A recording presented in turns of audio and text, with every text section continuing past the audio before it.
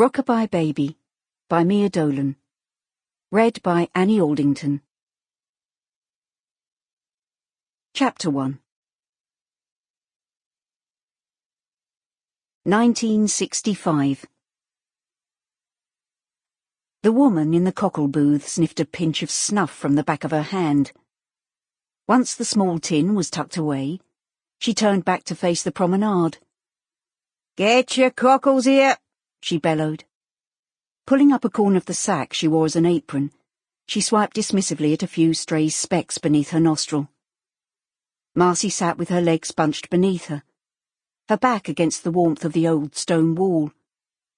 She was staring at the cockle woman, and wondering, but not about buying cockles. That was the last thing she'd want to do.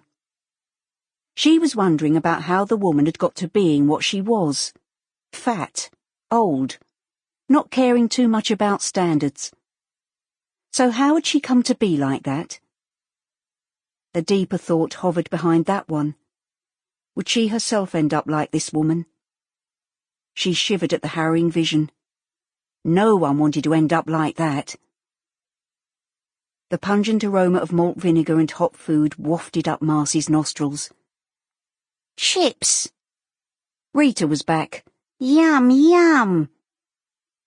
Marcie made herself comfortable against the stone wall separating the beach from the promenade, and opened up her packet of sandwiches. Rita slumped down beside her. Rita licked the Rimmel pan stick from her lips and popped a chip in her mouth. She pulled a face. Needs a little something extra. Think I'll get myself some cockles." She got to her feet. "Coming?" Marcie made a face. "I can't stand cockles.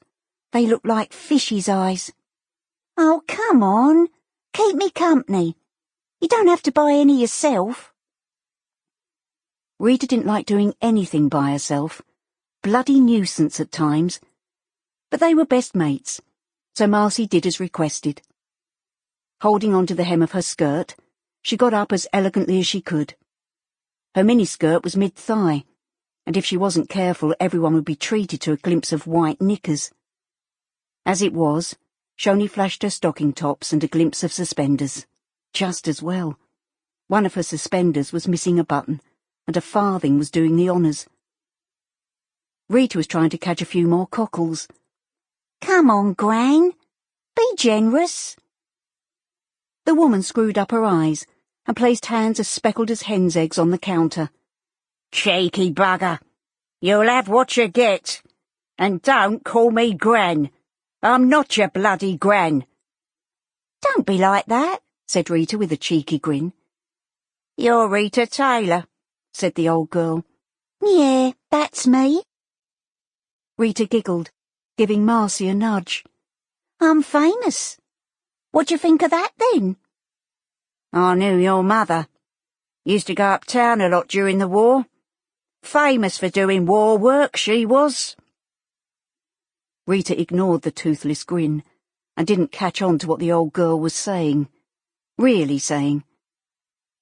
"What about me? Know my name as well?" said Marcie, determined not to be outdone, and nudging Rita as hard as she'd been nudged. The woman's toothless smile faltered. "Oh, aye. That I do. I know your grandmother. Who don't know Rosa Brooks? Famous she is. Knew your mother too, though she's famous for a different reason." Marcie swallowed. The woman's comment made her feel uncomfortable. Her mother had disappeared somewhere around Marcie's 5th birthday. She hadn't heard from her since, and her grandmother had made it clear that her mother's name was never to be mentioned. Not questioning why, and not saying, had become a habit. Her grandmother's words, still flavoured with her Maltese origins, echoed in her brain. "Gone away with a man.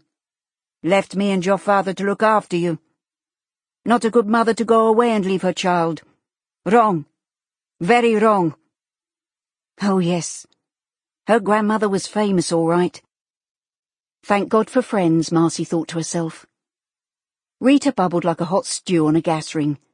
At this moment in time, her best and oldest Sample complete. Ready to continue?